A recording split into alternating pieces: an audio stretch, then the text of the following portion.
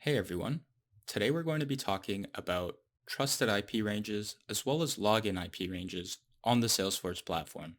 So, the simple explanation is that trusted IP ranges are done at the organization level, and users outside of the trusted IP ranges are required to perform additional verification when logging in.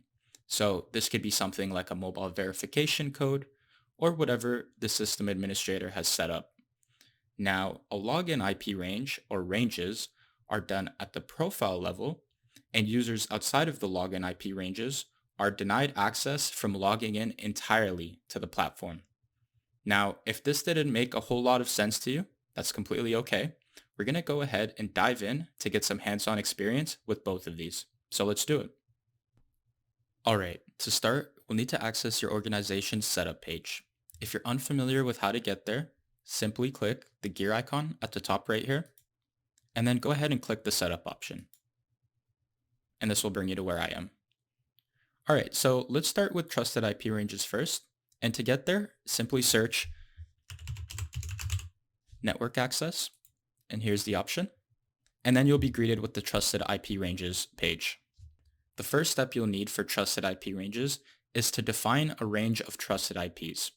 So say your organization has an office building where workers all work under one network. Well, in this case, what you can do is get the range of IPs under that network and apply it to the trusted IP ranges. And what will end up happening is that users that connect from the office under that network will not be required to provide additional verification. And in that case, it's probably not needed, right? Because they're connecting straight from the office. But say one of those users go home and decide to connect from their home IP. Well, they're now outside of the trusted IP range that we've defined, and they'll be required to do the additional verification. So we can go ahead and click New here, and you'll be able to enter your starting IP address as well as your ending IP address, and that will create the range. So any IPs in between the starting and ending IP address will be within the trusted IP range. Now, keep in mind, you can actually define multiple trusted IP ranges. So say, for example, your organization has two office buildings, each with their own network. Well, you could set up a trusted IP range for the first office network, as well as a separate one for the second office network. And then users connecting from either of the office networks will not be required to provide additional verification when logging in. So that pretty much sums it up for trusted IP ranges. And overall, it's a great way to add an additional layer of security for users connecting from unknown networks. Great, that wasn't too bad. Let's go ahead and take a look at login IP ranges now, which I feel like you'll have a much easier time understanding now that you're familiar with trusted IP ranges. So remember, when it comes to login IP ranges, they're done at the profile level, meaning that they only apply to the profiles you want them to. With that being said, let's go ahead and head to profiles.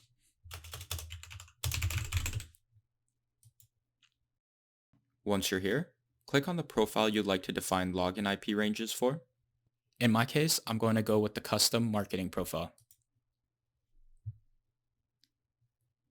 All right, so if you're on this profile interface, it's as simple as clicking login IP ranges at the top here, and this will take you to the login IP ranges tab where you can set up and define your IP ranges.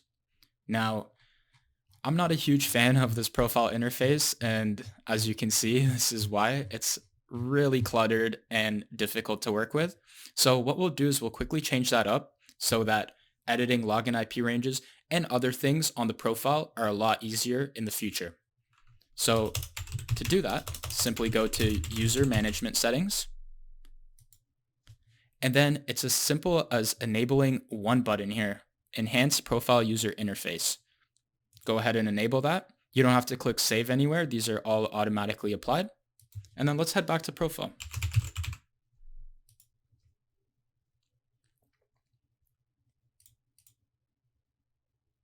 All right, so as you can see, this is a breath of fresh air already, considering how messy and cluttered the old profile interface was, right? So everything's nicely categorized here, and it's just going to make things easier for us in the future when we're working on profiles.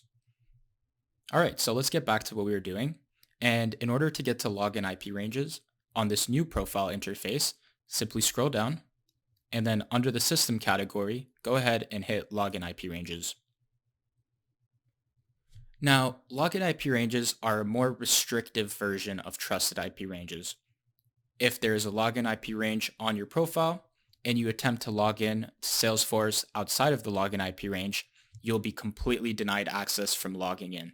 So keep in mind this is a bit more restrictive than a trusted IP range where you still have the opportunity to verify your identity and still log in. So what we can do is go ahead and add IP ranges.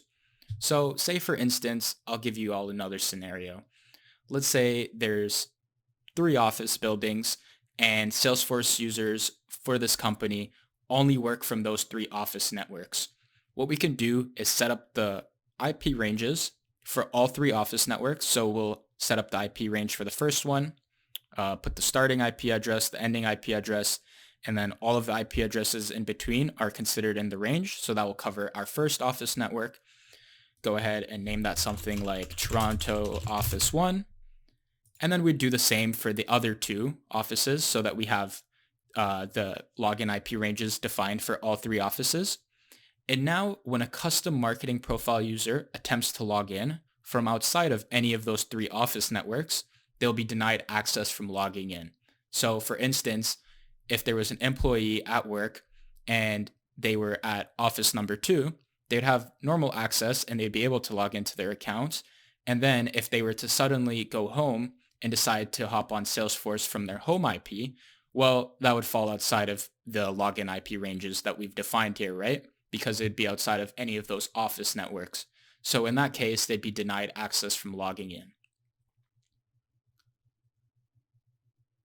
Now, I can't stress this enough. Keep in mind this is at the profile level. So even though we've set login IP ranges here, this only applies to the custom marketing profile and doesn't apply to any other profiles. So if you wanted it to apply to other profiles, you'd have to go through the same process again on those alternative profiles. And that pretty much sums it up for login IP ranges as well as this whole lesson. I hope you found it very useful. And if you have any further questions, feel free to drop them in the comments and I'll try my best to get back to all of you. Aside from that, take care and keep trailblazing.